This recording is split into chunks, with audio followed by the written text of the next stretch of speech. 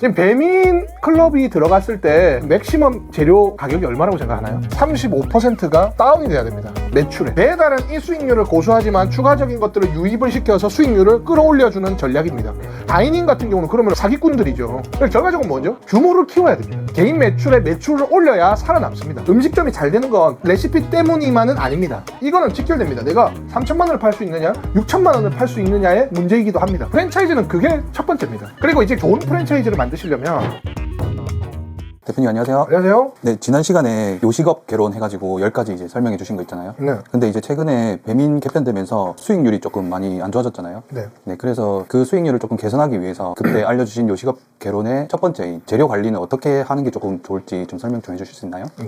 자, 첫 번째로 지금 재료 관련해서 얘기를 할 건데 10가지 중에 하나를 심층적으로 좀 들어갈 겁니다. 근데 지금 요식업의 상황, 배달의 무료 배달, 그 다음에 다수의 다채널 플랫폼을 지금 상황과 연계돼서 지금 어떻게 관리해야 되고 어떤 식으로 해야 되는지를 설명을 드릴 거고요. 재료 관리는 여러 가지가 있습니다. 재료 관리에 대한 항목도 여러 가지인데 자기 브랜드인 분들도 해당이 될 것이고 프랜차이즈를 하시는 분들도 해당이 될 겁니다. 자, 그래서 이제 10가지 중에 재료에 대해서 얘기를 할 겁니다. 음식점을 하게 되면은 가장 중요한 게 식자재 관리예요. 식자재 관리인데 다이닝이나 일반 개인 브랜드들은 재료에 대한 퀄리티가 굉장히 높아요. 냉동보다는 냉장일 확률이 굉장히 높습니다. 그리고 배송 오는 것보다는 직접 사러 가서 발품을 파는 경우도 굉장히 많죠. 그 중에서 재료를 관리를 할 겁니다. 지금 배민 클럽이 들어갔을 때 맥시멈 재료 가격이 얼마라고 생각하나요? 비율을 말씀하시는 건가요? 네, 매출 대비 최대 이까지가 가야 지금 배달 시장에 살아남는다. 저번에 32%, 34% 이렇게 했어요. 네, 이게 뭐냐면 최대 식자재는 35%가 다운이 돼야 됩니다. 매출에. 왜냐? 배달 수수료는 평균적으로 보수적으로 잡아도 플러스 25%가 수수료예요. 그런데 이제 인건비는 보통 저희는 16%인데 보통 20% 잡으시는 분도 많아요. 근데 내가 직접 장사를 혼자서 하면서 아르바이트와 정규직 한두 명을 넣어서 장사하시는 분들 기준으로 했을 때는 한 17% 정도로 보수적으로 좀 잡습니다. 월세는 어떻게 잡아야 되느냐? 보통 저희는 5% 정도를 잡는데 한 10%를 러프하게 또 잡아요. 그럼 이게 여기까지만 해서 기본적인 거. 이거는 이제 배달 수수료, 그 다음에 인건비, 월세 들어가죠. 그럼 다 합치면 얼마죠? 여기까지가 87%예요. 이게 러프하게입니다. 근데 이게 보통 인건비는 직접 뛰시는 분들은 한 12, 14%도 맞출 수 있고요. 그 다음에 배달 수수료는 뭐 한 15에서 20%까지도 맞출 수가 있어요. 그 다음에 월세 같은 경우는 5%로도 맞출 수 있습니다. 이거는 그러니까 조금 고차원적이에요. 5%를 맞추려면 무조건 싼 게 중요한 게 아니고 적정한 월세 매출을 더 올리면 됩니다. 마케팅으로. 플러스 마케팅 비용이 또 들어가겠죠. 플러스 이제 공과금, 플러스 세금, 플러스 기타 잡비가 있죠. 그럼 이제 재료가 35 미만으로 떨어져야 수익률이 나오겠죠. 근데 이거는 배달 전문점만 해당이 됩니다. 여기서 플러스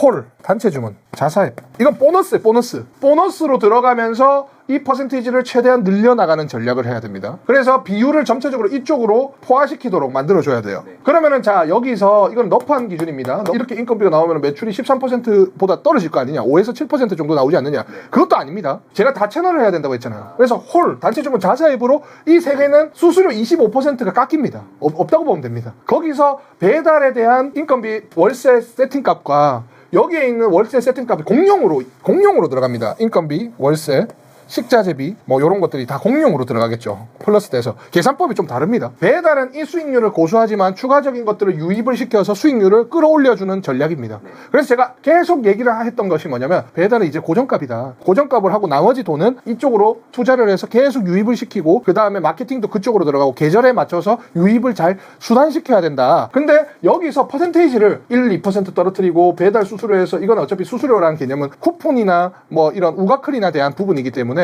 이런 것들도 줄어들이고 객단가를 또 올리거나 그러니까 객단가를 올리더라도 최소 주문 금액을 올리는 것이 아니라 밑에 있는 부가적인 사이드들을 추가적으로 해서 객단가를 올리는 작업을 하면서 인건비와 월세는 매출이 올라가면 올라갈수록 더 세이브가 됩니다. 그 다음 추가적으로 기타 잡비, 그 다음에 세금, 공과금은 절약하려 할수록 절약이 되는 구조죠. 그래서 지금은 일단 이것만 볼 겁니다. 식자재. 왜냐면 제가 이거 설명하는 이유는 이렇게 써놓으면은 진짜 뭐 안 남는다, 뭐 문제가 된다 라는 부분이 많기 때문에 어떤 식으로 좀 풀어나가셔라 라는 부분입니다. 식자재는 일단 첫 번째 고려할 게 있습니다. 직접 사야 되느냐 배송되느냐를 일단은 들어갑니다. 왜냐면은 인건비와 피로도가 첫 번째로 결정이 납니다.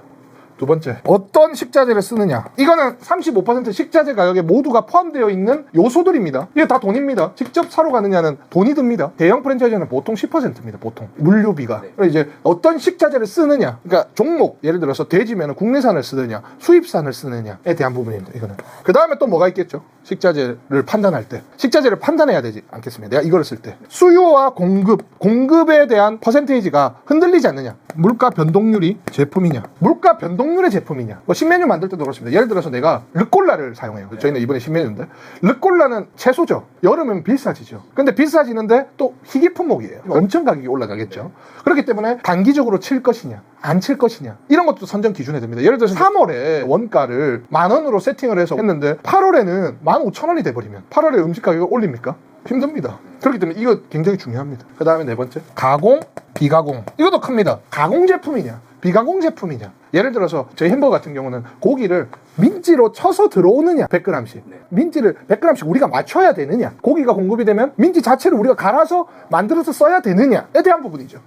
가공, 비가공. 그러니까 소스를 내가 직접 만드느냐, 만들어져 있는 소스를 사가지고 쓰느냐에 대한 부분이죠. 그러면 엄청나게 차이가 납니다. 로스율이나 인건비에 대한 품목들. 그 비가공에는 로스율도 잡혀 있어요. 결과적으로. 근데 비가공은 원가가 싸겠죠. 그러면 이제 거기서 이제 또 계산할 수 있는 거예요. 그럼 다섯 번째, 보관. 음식점은 팔릴 때도 있고 안 팔릴 때도 있습니다. 냉장은 보통 많이 가도 5일이에요. 많이 가도. 냉장 제품 빵 같은 건 많이 가도 5일밖에 못 씁니다. 냉장이냐 냉동이냐, 여기서도 진공이냐 비진공이냐, 냉동에도 급냉이냐 아니냐에 따라서 퀄리티도 달라집니다. 일단 5가지가 전반적인 것들이에요. 직접 사야 되느냐 배송이 되느냐. 둘 중에는 그냥 무조건 배송받는 게 그러면 좋은 거 아닌가요? 무조건 좋죠. 이것을 해야 되느냐 안 하느냐에 대한 판단은 뭐로 잡아야 되겠죠? 그 업체의 규모입니다. 왜냐? 내가 많이 쓰는 것들이다. 그러면은 인건비를 줄여야 되겠죠. 근데 내가 많이 안 쓰는 것들이다 하면 내가 직접 해야 되겠죠. 모든 품목을 이렇게 툭 정해놓는 게 아니고 규모에 따라서 그렇죠. 어떤 거는 배송시키고 어떤 거는 그렇죠. 들어가고 그렇게 아껴야 된다. 그렇죠. 그 체인점이 유리하죠. 왜냐면 수량이 다 우리가 쓸 수 있고 팔아주는 게 많으면 다 됩니다. 그 가격보다 싸게도 됩니다. 규모가 크면. 그러니까 이제 여기서 제가 이렇게 나열하는 방법은 무조건 이게 좋긴 하지만 안 해줍니다. 그렇기 때문에 이거를 계산해야 돼요. 이게 제가 처음 한 개부터 시작할 때도 이게 해주는 곳과 안 해주는 곳을 분산하면서 규모를 키워나가면서 하나하나씩 다 바꾼 거예요. 여러 가지를. 그래서 이 부분, 자 보세요. 기본적으로 알고 있는 이게 또 물류의 퍼센테이지가 또 다릅니다. 수량이 많고 많은 채널일수록 물류 회사의 수수료율이 낮아집니다. 그리고 이제 작지만 비싼 것들 있죠. 왜냐하면 판매가의 수수료를 매깁니다. 그러면 이제 또 수수료가 떨어집니다. 그렇기 때문에 직접 사야 되느냐 배송이 되느냐에 대한 부분은 배송이 되는 부분을 조금 잘 잡아야 돼요. 예를 들어서 양파 이런 거 있죠. 배송을 시켜야 됩니다. 워낙 많이 쓰니까.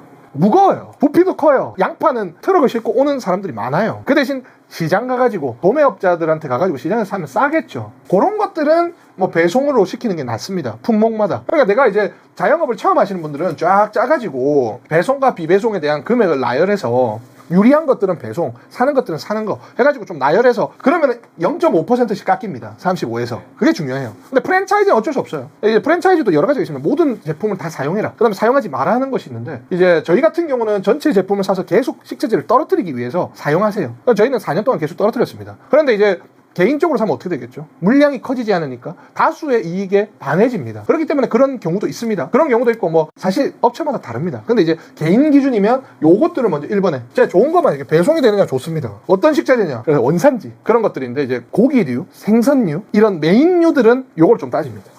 그래서 가격대가 똑같은 제품이라도 다릅니다. 그럼 이것도 무조건 국내산이 좋은. 계산해야죠. 국내산은 품질이 대체적으로 높습니다. 근데 내가 김치찌개집이에요. 그럼 김치찌개인데 김치찌개에 밥이 저는 중요하다 생각합니다. 김치찌개 집은 밥이 일반 집들이랑 달라야 돼요. 보슬보슬 기름 져야 됩니다. 그렇기 때문에 밥은 국내산 쌀로 사용하되 김치찌개는 조미가 들어갑니다. 그러니까 제 기준입니다. 조미가 들어가고 고춧가루나 강한 맛을 잡는 것들은 조금 낮춰도 됩니다. 그러니까 이 기준을 생으로 먹느냐 양념이 들어가느냐의 차이입니다. 그러니까 양념이 들어가면 조리 스킬로 불맛을 입혀서 다시 또한 만들 수 있습니다. 커버가 가능하겠네요. 그렇죠. 그러니까 수입산 같은 경우는 해동을 잘 잡아야 됩니다. 고기나 뭐 새우 같은 거는 해동을 잘하면 양념 조미료가 들어가면 어느 정도 맛이 발화됩니다. 그러니까 이게 뭐 나쁘다 안 나쁘다가 아니면 다이닝 같은 경우는 그러면 원식자재로 잡으면은 사기꾼들이죠. 왜냐면은 음식에 대한 본연의 재료들 플러스 소스와 조리 스킬들로 가격을 높게 받는 분위기와 그것들을 잡기 때문에 이건 전혀 위배되는 것이 아닙니다. 음식점은. 그렇기 때문에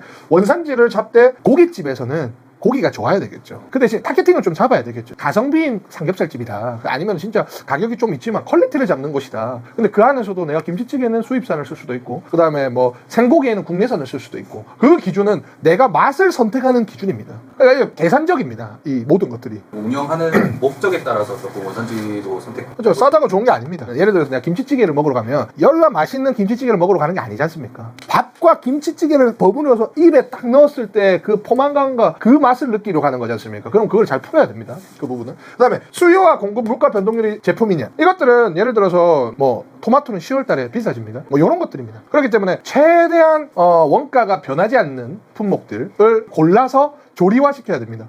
어쩔 수 없는 부분도 있겠지만 예를 들어서 뭐 상추 같은 경우는 여름에 엄청 비싸집니다. 근데 이제 규모가 커지면 1년 계약이 들어갑니다. 그래서 더 유리합니다. 그래서 결과적으로 뭐죠? 규모를 키워야 됩니다. 개인 매출을 올려야 살아남습니다. 근데 이제 그 안에서도 매출이 좀 낮으신 분들은 발품을 팔아서 할 수가 있습니다. 거기서 제가 또 궁금한 게 있는데 네. 대표님 이번에 신메뉴에 콜라를 채택하셨다고 하셨잖아요. 네. 근데 그거는 물가 변동률이 심하다고 아까 하셨는데 네. 괜찮은 건가요? 좋은 질문입니다. 그게 뭐냐면 저희는 2개월 한정 신메뉴를 계속 출시합니다. 2개월까지는 물가가 변동이 없습니다. 2개월 이후부터는 여름이 들어갑니다. 그래서 저희는 출시 안 할 거예요. 그래서 이제 르꼴라를 써서 전국에 이제 프랜차이즈화 시켜서 파는 건 어마어마한 물량이 들어갑니다. 그래서 그거를 일단 일정 사용량을 계산해서 공급량을 잡고 그 다음에 일정 공급 가격을 잡아 놓은 다음에 그 다음에 판매해서 단종이 들어갑니다. 그러니까 그런 전략을 써요. 저희는 여름이 되기 전 출시했다가 빠지는 겁니다. 그게 이게 물가 변동률과 그 재료 본연의 가치성. 그러니까 계란은 솔직히 말하면 다른 메인 재료보다는 싸지만 뭐 에그 베네딕트 이런 것들은 굉장히 고가로 판매돼야 되지 않습니까? 그렇기 때문에 그런 것들을 잘 활용해야 됩니다. 가공, 비가공 굉장히 중요하죠. 이거는 직결됩니다. 내가 3천만 원을 팔 수 있느냐 6천만 원을 팔 수 있느냐의 문제이기도 합니다. 왜냐하면 사람이 혼자서 이거를 만들기에는 굉장히 힘들잖아요. 매출이 올라갈수록 내가 이거 재료를 계속 준비해야 되는데 한계가 있다는 거죠. 근데 이것도 직원을 써서 또 이걸 만들 수 없습니다. 왜냐면 비법이 공개될까봐 못합니다. 보통 우리 잘 되는 사장님들은. 근데 비법을 줘도 못합니다. 음식점이 잘 되는 건 레시피 때문이만은 아닙니다. 그렇기 때문에 이걸 조금 내려놔야 됩니다. 아니면 쪼개서 해가지고 나중에 결합을 시키던가요. 하여튼 가공 비가공은 굉장히 큰 요소입니다. 그리고 이게 비가공이었던 걸 가공으로 돌리면 가격이 한 10%가 기본적으로 올라갑니다. 그렇기 때문에 가공을 잡되 생산량이나 공급량이 높아진 상태에서 바꿔야 됩니다. 10kg를 쓰던 걸 1000kg로 써서 바꿔야 됩니다. 근데 이제 그게 어렵죠. 그러면 이제 같은 동종업계 모여가지고 자 생산하죠. 그렇게 들어가는 경우도 있죠. 아니면은 그런 공장도 있습니다. 여러 가지를 조합해서 만들어주는 회사도 있습니다. 그런 거는 비교적 낫겠죠. 근데 이제 이게 지금 제일 힘든 게 뭔지 아닙니까? 비가공. 한식 뷔페입니다. 한식 뷔페. 그러니까 한식 뷔페도 체인화 시키고 어느 정도 되는 부분들은 기계화와 다듬어져 있는 것들로 들어가는데 이게 지금 좀 연배 있으신 분들이 들어가시는 비가공 한식 뷔페는 여러 가지 재료들이 많잖아요. 다 나물 따듬고 해야 되기 때문에 피로도가 어마어마합니다. 보통 한 1억 팔아도 10% 정도 남고 진짜 작살납니다. 피로도가. 그렇기 때문에 차라리 가공식품과 비가공을 번갈아 가면서 치는 게 좋습니다.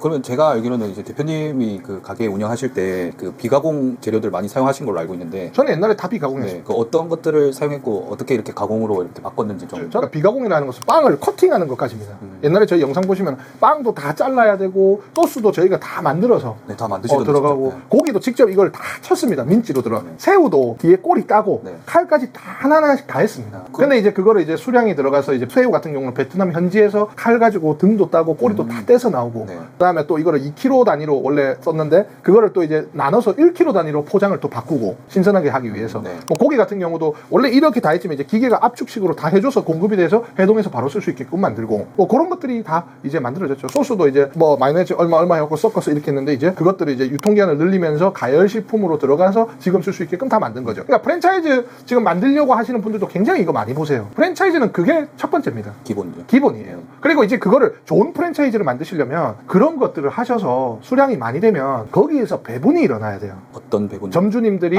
가공을 쓰더라도 시중에서 사는 것과 거의 유사하게. 근데 플러스 배송비 10%가 조금 더 높을 수 있겠죠. 그렇죠. 배송을 해오기 때문에. 네. 그 정도만 해도 인지하십니다.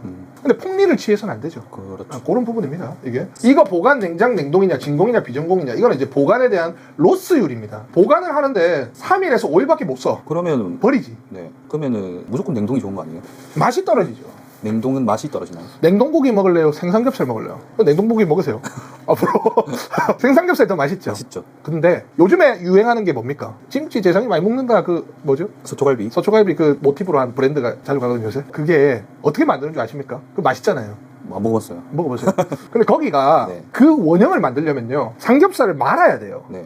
말아서 랩을 씌워야 돼요. 원형으로 만들고요 삼겹살을. 기계 축축축축 쓰는 거 있죠. 네. 거기다가 원형인 상태에서 썰어버리면 그 모양이 나와요. 근데 그거 맛있잖아요. 그러니까 급냉을 시킬수록, 그리고 냉동이면 얇을수록, 두꺼우면 질겨지잖아요. 고기 같은 경우 얇을수록, 그 다음에 급냉을 시킬수록 세포가 파괴가 덜 되죠. 그리고 해동을 잘할수록, 해동은 온도 변화가 크면 클수록 세포 파괴가 많이 일어나요. 예를 들어서 내가 냉동 삼겹살을 물량이 안 된다 해서 뜨거운 물에 해동을 시켜요. 그러면 찔 고무가 되는 거예요. 이제 이거를 비슷한 온도에서 오랜 기간에 해동을 시키면 맛이 거의 유사해집니다.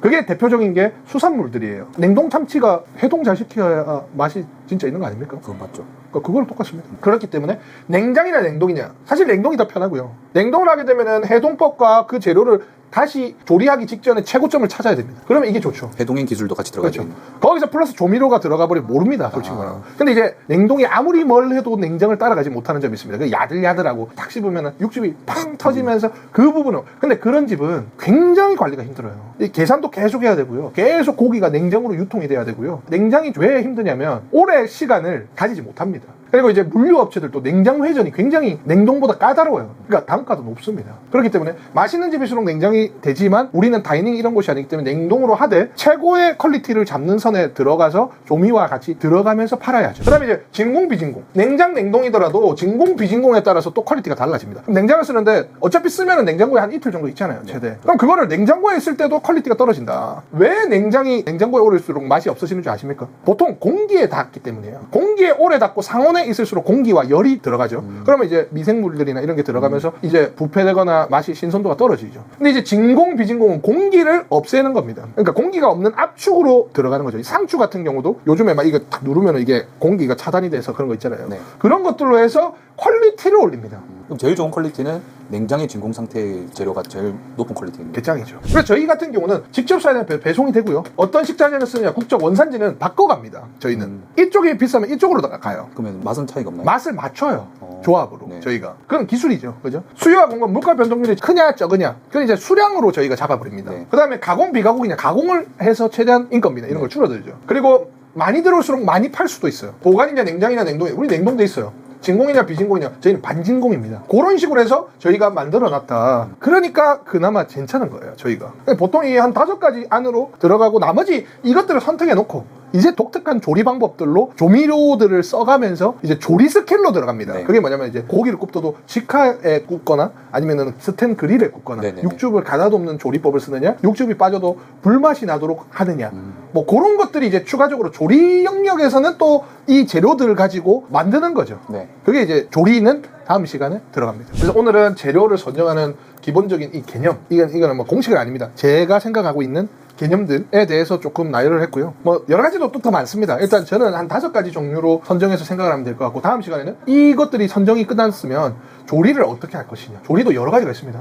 기계, 뭐 훈연, 찜, 굽는다, 찐다, 튀긴다 부터 해서 거기서 플러스로 뭐 만들어 놓고 들어오면은 데쳐서 나간다. 초벌 개념이죠. 뭐 그런 식이 또 여러 가지가 있습니다. 그건 다음에 또 들어가겠습니다. 감사합니다. 감사합니다. 일단은 지금 현재 요식업 상황은 8개월, 9개월 전에는 저가형이 많이 나왔어요. 요즘에는 어떤 것들이 뜨고 있냐면 매장의 매출은 정해져 있어요. 뭐 제철업이나 이런 것이 영업권을 따오는 게 아니잖아요. 그 동네 안에서 하나만 형성되는 거기 때문에 결과적으로는 이 근무하시는 분들은 시간이 지나서 급여가 올라야 돼요. 근데 그게 한계가 있다고요. 그러니까 이 법칙에 그냥 그게 안 되면 기계가 있어도 소용이 없습니다. 솔직히 말하면. 그렇게 되면 이제 사장님들이 오토를 어떻게 해요? 라는 질문이 해소가 되는 거예요. 그리고 오토, 반오토는 일단 이게 돼야 돼요. 첫 번째로 지금 배달 상황 그리고 요식업 상황에 대해서 간단하게 설명을 드릴게요. 일단은 지금 현재 요식업 상황은 불과 6개월에서 한 8개월, 9개월 전에는 저가형이 많이 나왔어요. 네. 음식에 1,900원, 1,500원 저가형 음식점이 많이 나왔는데 그게 이제 거의 지금 문을 닫기 시작합니다. 지금 뭐죠? 뭐 소세지오나 이런 것들이 네. 이제 저가형으로 이제 하는 것들은 뭐 프랜차이즈에 이제 뭐 예를 들어서 식자재가 인상도 있겠지만은 소비자들이 아는 거예요. 저가형은 퀄리티가 어느 정도 하다. 그렇기 때문에 일회성 단발적으로만 이용하지. 요즘에는 어떤 것들이 뜨고 있냐면 뷔페형 샤브샤브 뷔페형, 네. 그 다음에 돈가스 집에서도 전식, 후식으로 나뉘는 복합형 오프라인. 네. 그래서 배달에 나갈 그 수수료를 감안해서 오프라인으로 진행이 돼서 조금 더 높은 그런 복합적인 외식 산업이 지금 뜨고 있어요. 하지만 이것도 제가 봤을 때는 잠깐일 수도 있습니다. 네. 그래서 선택하실 때 조금 참고를 하시고요. 그리고 배달이나 이런 배달 업계에서는 지금 사실 지금 배달의 민족 라이더 분들의 파업 지금 많이 묻혀 있죠. 가시성은 안 돼 있죠. 네. 하지만 파업, 그 다음에 또 여러 가지 내용이 있어요. 뭐 배달 프로그램을 이제 뭐 독일에 있는 프로그램으로 이용해서 대체를 하겠다. 저희는 뭐 달라지는 것이 없겠지만 그렇게 되면은 결과적으로는 수수료율 9.8%가 7.8% 지금 됐지만 더 오를 수도 있고. 하지만 정권이 이제 또 바뀌면 이 부분이 또 해소가 될 수 있기 때문에 지금은 그 삼국지로 따지면 춘추전국 시대와 비슷합니다. 그렇게 되면 정부나 그 다음에 전체적인 시장 가격이나 대기업에 대한 부분이 안 일어나기 때문에 대형 프랜차이즈나 각자 프랜차이즈는 금액을 올리면서 이제 가격이 안정화가 안 되는 거죠. 그래서 그것이 아마 6월 이후부터는 아마 잡힐 수도 있다. 그래서 핵심은 6월 이후입니다. 네. 6월 이후 좀 보시고요. 전체적인 흐름이 그렇게 형성이 되고 있습니다. 그래서 지금은 제가 앞서 강의를 한 내용 중에 자영업은 재료관리, 조리관리, 인사관리, 시설관리, 위생관리, 고객관리, 마케팅관리, 그리고 재무관리, 정부지원관리 뭐 요렇게 10가지 정도를 관리하는 것 중에 지금은 조리관리입니다. 재료관리는 그전 영상을 찾아보시고요. 그럼 이제 두 번째 조리관리예요. 조리관리. 지금 시기는 뭐냐면 고정값을 줄이는 거예요. 고정값이라는 것은 뭐냐면 뭐 마케팅 비용은 아닙니다. 고정적으로 마케팅을 할 수도 있고 안 할 수도 있잖아요. 네. 고정값이라는 것은 그 매출을 만들기 위한 인건비, 재료비 이런 것들을 줄여나가는 과정이죠. 지금은. 그리고 그중에 조리관리는 여러 가지가 있어요. 특히 인건비에 대한 부분이죠. 그래서 네. 조리관리는 인건비에 영향이 받고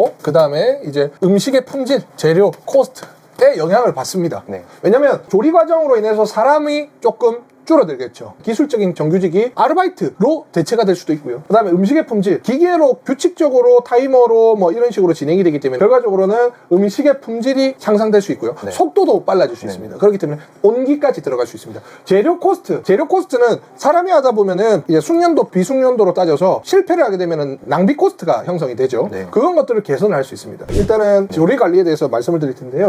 자, 보시면 일단은 기계화를 하기 전에 네. 조리는 어떤 것이 있을까요? 첫 번째, 조리라고 하는 것은 무엇일까요? 재료를 가지고 이제 만드는 만드는 거잖아요. 거죠. 네. 그러면 자, 첫 번째로 기기의 온도, 시설물의 온도라고 하죠. 시설물의 온도. 음식의 맛에 영향이 가는 것들이에요. 예를 들어서 시설물의 온도, 그건 뭐냐면 고기는 189도에 구워야 된다. 아, 조리가 되는 온도. 그러니까 조리의 온도죠. 네. 시설물을 189도로 유지를 시켜놓고 구워야 되는 거죠. 네네. 시설물의 온도에 따라서 조리 시간이 바뀌죠. 그죠? 네. 조리 시간이 바뀌면 그 피로도가 떨어지고 시간당 뽑아내는 매출도 늘어나죠. 인건비도 줄어들고. 네. 그래서 시설물의 온도, 두 번째.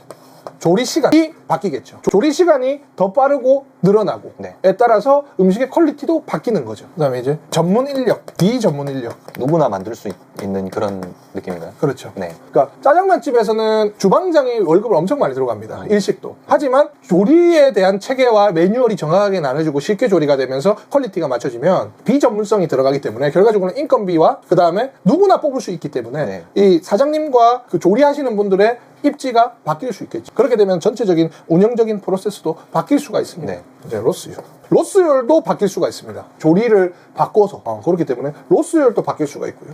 음식의 퀄리티도 바뀝니다. 음식은 변화되는 요소가 많아요. 예를 들어서 재료 상태, 조리하기 전에 온도, 그 재료 본연의 온도, 네. 그리고 조리 기구의 온도 따라서 맛이 또 달라질 수 있어요. 그렇기 때문에 음식의 퀄리티가 큽니다. 그러니까 음식이 왜 어렵냐면요.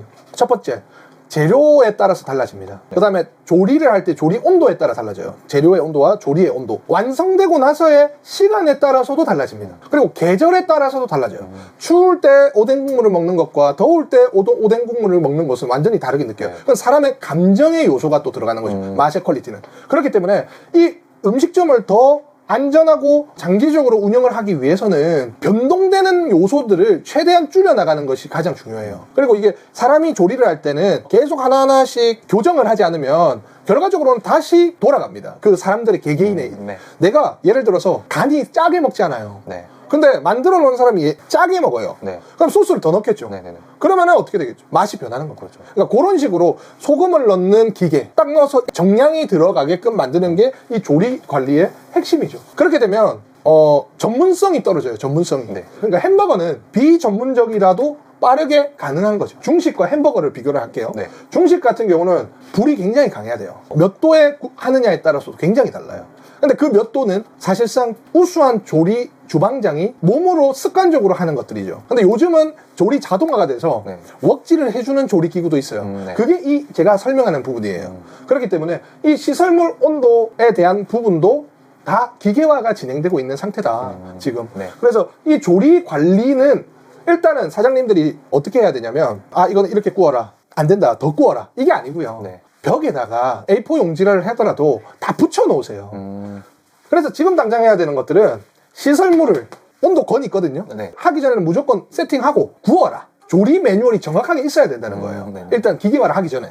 그래서 시설물 온도를 체크를 하고 조리 시간, 이 정도는 됐다가 아니고 조리 타이머를 해서 누르면 그냥 끝나게끔. 그러면은 2도를 가지고 있는 재료로 189도의 조리 기구에 3분 동안 조리를 해서 넣어라. 네. 라고 하면 음식이 최대한 비슷하게 됩니다. 균일하게 나오겠죠. 균일하게 됩니다. 네. 그게 핵심이에요. 그리고 전문 인력은 비전문 인력으로 들어가되 비전문 인력을 뽑아서 편하게 그 레시피를 가지고 전문 인력처럼 만드는 과정을 해야 돼요. 그러니까 전문 인력을 사전에 뽑아서 진행하는 게 아니에요. 그러니까 필요한 거는 조리에 대한 전문 인력이 아니라 그 가게를 운영하는 사람의 전문 인력이에요. 그건 이제 매출이 떨어지면은 마케팅을 집어넣고, 그 다음에 재무제표를 잘 해가지고 운영점을 잡아놓고, 네. 인건비의 로스율이나 인건비를 잘 잡아놓는 전문 인력을 뽑는 건 좋아요. 네네네. 하지만 조리만 보고 전문 인력은 요즘 시대에는 벗어났어요. 이제 매뉴얼대로 정확하게 진행되느냐 안 되느냐를 먼저 체크를 하는 거죠. 그거를 관리할 사람이 이제 필요한 거예요. 이게 다 진행이 되면.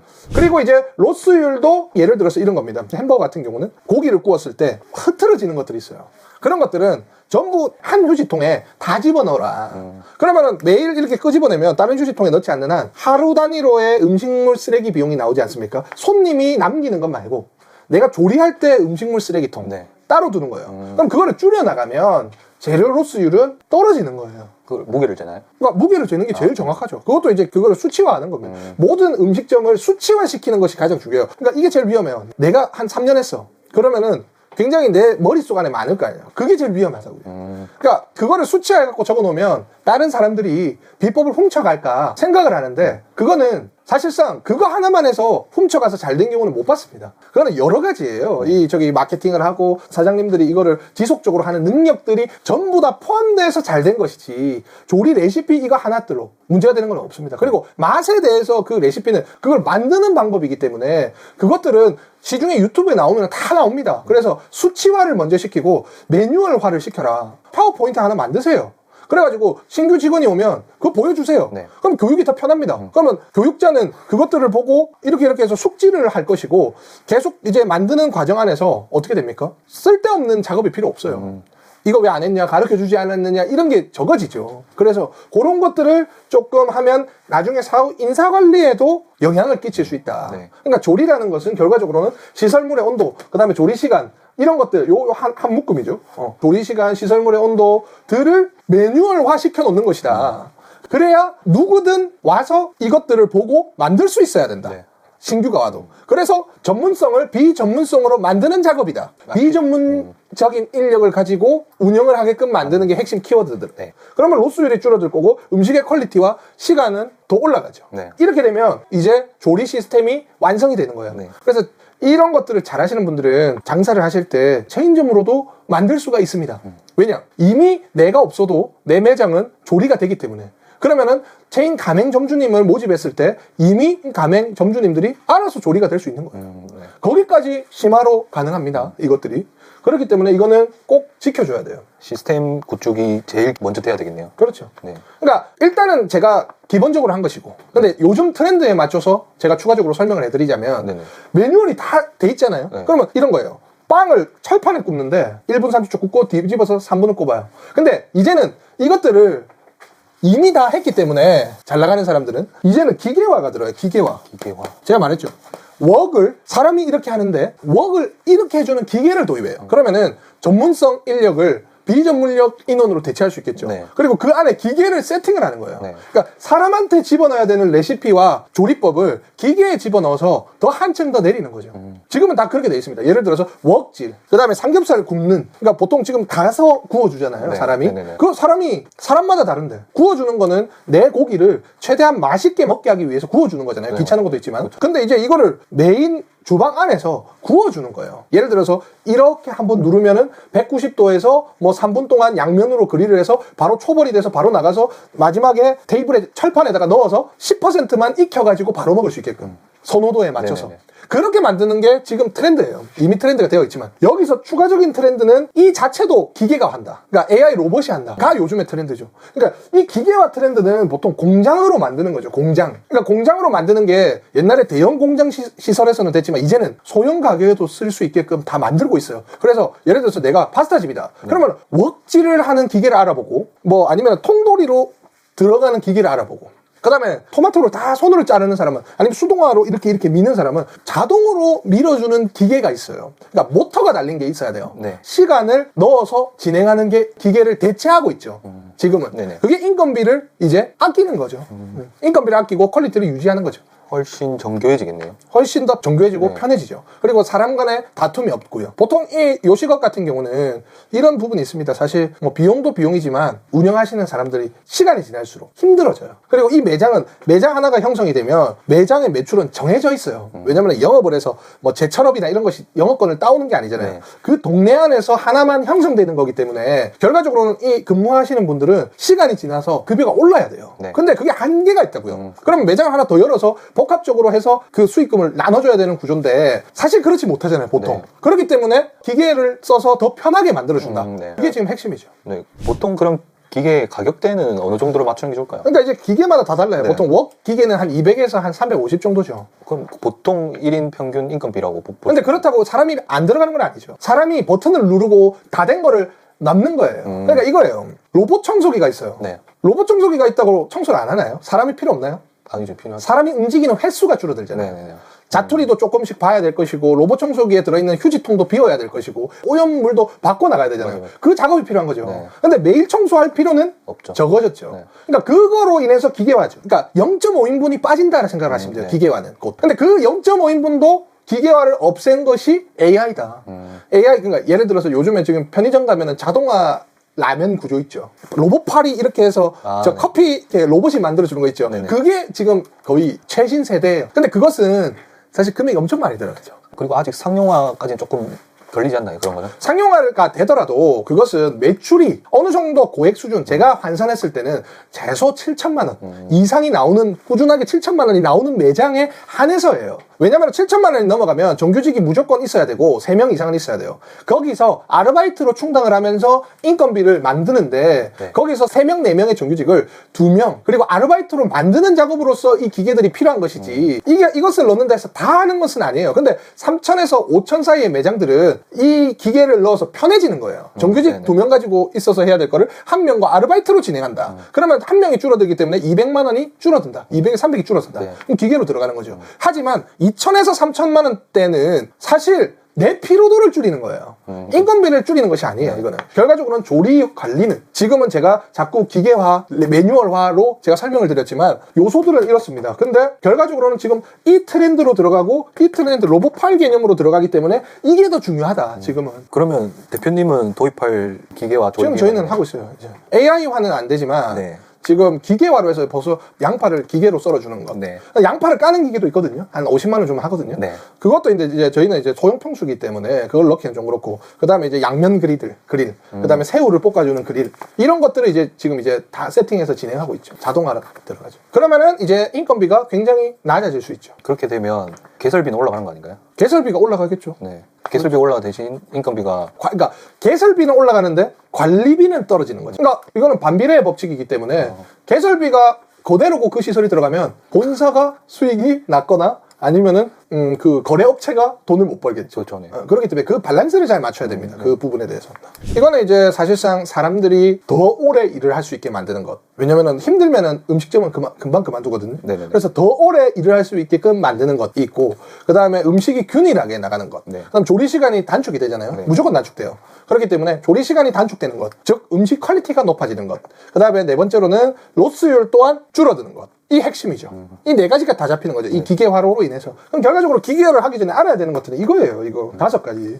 최소 기본 5가지를 알아야만이 이제 들어가는 것이죠. 근데 여기 안에서도 또 세부적으로 나뉩니다. 시설물 온도를 측정하기 전에 재료를 장만하고 그거를 세팅하는 것까지. 근데 보통 사람들은 재료가 없으면 이걸 넣고 이러거든요. 네. 재료를 200만 원 기준이면 각 재료들이 200만 원어치에 맞게끔 수치화가 돼 있어야 돼요. 대표가 200만 원 정도 매일 준비를 해라 라고 하면 200만 원 토마토를 썰고 양파를 사고 소스를 200만 원어치 짜 넣는 거죠. 네. 무조건 많이 해놓으면 이제 퀄리티가 떨어지고 낭비가 되니까. 네. 그리고 그 행위를 하루 단위에서 영업시간에서 몇 시에 진행이 된다까지 들어가는 게 조리 관리예요. 그러니까 재료를 장만하는 것은 재료 관리지만 그 재료를 조리를 하기 위해서 세팅하는 것까지가 조리 관리예요. 그럼 그것도 매장 안에서 시간을 정해줘서 그리고 그 조리 관리를 어떻게 몇 개를 준비를 하는 것도 조리 관리예요. 맞죠? 네. 근데 양파를 까는 건 재료 관리예요. 근데 그 양파를 깐 양파를 하루에 몇 시에 몇 개를 준비해서 어디에 보관한다 까지는 조리 관리예요. 그러니까 그게 일단 1차적으로 바탕이 돼야 되고 그 다음에 이것들 완료된 것들로 이것들 5가지를 맞춰가지고 음식을 만들어지기 전까지 손님 입에 들어가기 전까지의 과정이 이 조리 관리 과정이죠. 그러니까 그것들을 디테일하게 해야 돼요. 그러니까 내가 사장님이면 움직이는 동선과 하루의 스케줄을 정리를 좀 해보세요. 내가 반복적으로 하는 것들을 그것들을 정해서 표화시키고 그것들을 매장 직원들에게 계속 진행하게끔 하면 그게 바로 시스템화예요.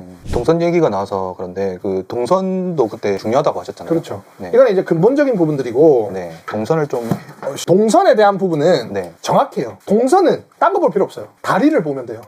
다리는 뭐냐면 주방이 이렇게 있다. 그러면은 여기가 이제 조리시설, 이거는 이제 완료 음식, 그 다음에 이제 여기까지가 음식 픽업이죠.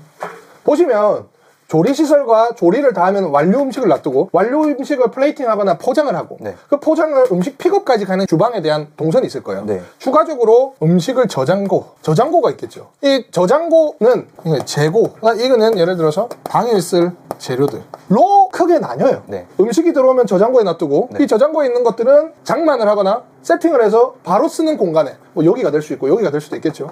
그다음 포장 용기들도 여기 낼 수 있겠죠. 그래서 그 재료들로 조리시설을 하고 조리를 하고 조리가 완료되면 어느 플레이팅 곳에 놔둘 것이고 놔두면은 포장 또는 플레이팅이 들어가서 손님한테 나가기 직전 서빙을 한다거나 여기 포장 픽업대에 놔두겠죠. 네. 여기에 있는 동선이 발자국 수가 적으면 돼요. 발자국 수를 적게 만들려면 어떻게 되겠죠? 뒤돌아서 하면 더 좋겠죠. 앞뒤로. 무발자국이잖아요. 네네. 여기는 조리, 여기는 포장. 저장고를 사용하는 횟수는 얼마죠? 횟수를 봐야 돼요. 횟수를 체크해서. 저장고 횟수는 하루에 몇 번이죠? 뭐 3회 미만. 저장고에 있는 거를 맨날 재료 준비를 해서 모자라면 까나요?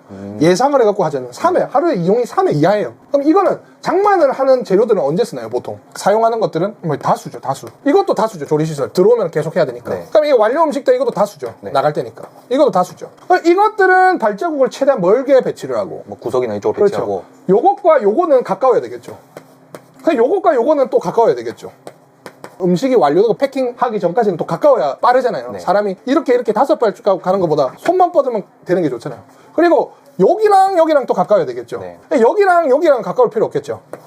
여기랑은 가까울 필요 없겠죠. 중간에 포장이 돼야 되니까. 그렇죠. 여기랑도 가까울 필요 없겠죠. 네. 요거랑 요거랑 가깝고 요거랑 요거랑 가까워야 돼요. 그러면 저기 저장고랑 장만 후에 저거는 안 가까워지나요? 이거랑 가까우면 좋죠. 근데 어차피 저장고에서 이쪽으로 옮기는 것은 횟수가 아, 그렇게 많지가 않으니까. 많지가 않으니까 다 가까울 수는 없죠. 네. 이거는 이제 식재재를 옮기는 공간에 가까울수록 좋죠. 보통 입구랑 가까우면 좋겠네요, 그러면. 그렇죠, 그렇죠. 네. 그 다음에 이제 세척대 이런 데 가까우면 좋죠. 네. 그러니까 이 법칙에 그냥 왜냐면 햄버거만 제가 알려드릴 수는 없어요. 조리와 장만하는 곳이 가까워야 되고 3발자국 아닙니다. 3발자국. 음식 완료 포장과 이게 3발자국에서 5발자국 안에. 이것도 3발자국, 5발자국 안에. 근데 이제 시야성은 또 보여야죠. 시야성이라는 게 뭐? 조리를 하는 사람이 홀까지 보여면 더 좋죠. 네네네. 그리고 조리하는 사람 중에 누구 하나는 홀로 보내는 게 좋죠. 그럼 이제 대처가 들어갈 때 와서 응대를 할 수 있잖아요. 근데 이제 홀만 전담으로 있는 응대하는 사람이 있으면 상관없죠. 근데 이제 그럼 인건비가 늘어나죠. 그러면 저렇게 운영 중인 가게에서 조리 기계를 도입한다면 여기죠. 네, 그러면 뭐 기존에 있던 걸 빼고 이렇게 넣는 그렇죠. 기존에 있는 그리들이 양면 그리들로 바뀌는 것이고 그 다음에 기존에 있는 웍을 대체하는 거예요. 그리고 여기에서도 기계를 쓸 수 있겠죠. 기계를 쓸 수 있는 곳은 2가지죠. 여기 기계, 여기 기계. 패킹 기계도 있긴 하죠. 포장하는 것도 막 자동 패킹 기계도 있죠. 근데 그거는 이제 패킹 기계는 빠르게 하기 위해서보다는 어차피 손이 똑같이 들어가니까 좀 더 음식물이 유지 관리되기 쉽게 하기 위한 것이 패킹 기계고 네. 음식물을 빠르고 동일한 음식으로 나가기 위한 시간을 단축하는 것은 요 2것이에요. 네. 당일 쓴 재료들을 재료 장만 네. 그 다음에 조리까지예요. 요 2개. 그러니까 패킹 같은 경우는 테이프를 하더라도 이렇게 해가지고 하나씩 손으로 떼는 게 있고 네. 누르면은 절삭돼서 되는 테이프 길이만큼만 나오는 게 그렇죠. 있죠. 그런 것도 있고 그런 것들로 여기서도 업그레이드 할 수 있겠죠. 네. 여기 음식 픽업 주문은 키오스크가 있잖아요. 그게 기계화예요. 주문을 사람이 안 받고 하는 것이다. 기계화잖아요. 네. 그게. 그러니까 이제 홀은 그렇게 됐지만 여기 안에서는 잘 지금 이루어지고 있지는 않다. 이 말이죠. 네. 근데 이제 돼야 된다. 돼야 된다. 지금은. 근데 그 전에 제가 알려드린 그 요소들 몇 시부터 몇 시까지 이것들을 장만하고 몇 개를 만들고 그걸 이쪽에 놔두고 그 다음에 이것들로 기계로 분을 따져가지고 진행이 되고 이런 과정들을 딱 규칙화를 시켜놔야 돼요. 그게 안 되면 기계가 있어도 소용이 없습니다. 솔직히 말하면. 그렇게 되면 이제 사장님들이 오토를 어떻게 해요? 반오토를 어떻게 해요? 라는 질문이 해소가 되는 거예요. 그리고 오토, 반오토는 일단 이게 돼야 돼요. 그 다음에 매출을 잡아야 돼요. 네. 그 다음 수익이 남아야 돼요. 그 세 가지 중에 하나를 이것들로 진행이 되는 겁니다. 스케줄화를 해서 재료를 장만하는 것은 전체 운영 스케줄이에요. 12시간 중에 오후 3시는 무조건 해동을 잡고 몇 개를 해서 집어넣는다. 운영이죠. 네. 그 안에서 또 조리 매뉴얼이 있어요. 그 두 가지를 잡아야 돼요. 네. 그래서 오늘은 조리에 대해서 얘기를 했는데 그냥 조리만 하는 게 아닙니다. 네. 중요한 거는 장만을 해오는 시간과 그것들을 다시 어디다 놓고 개수까지 정해놓은 시스템 공식을 만들어서 그람수로 재거나 하세요. 네. 만들어서 그들이 움직이고 그 재료들로 조리를 하는 것도 규격이 나와야 된다. 그리고 나서 기계화를 해야 된다. 네. 가 핵심이었습니다. 그래서 오늘은 가장 중요한 조리 관리에 대해서 알아봤습니다. 다음에는 재료를 준비하면 조리죠. 조리를 누가 하죠? 사람이 하죠. 그렇죠. 사람을 어떻게 요식업에서 관리하고 편제하고 시스템화하는지 그것에 대해서 조금 알아볼 거예요. 그래서 그것들도 중요하니까 한 세트발이라 생각하세요. 네. 그래서 그렇게 하시고 코멘트들 많이 남겨주십시오. 감사합니다.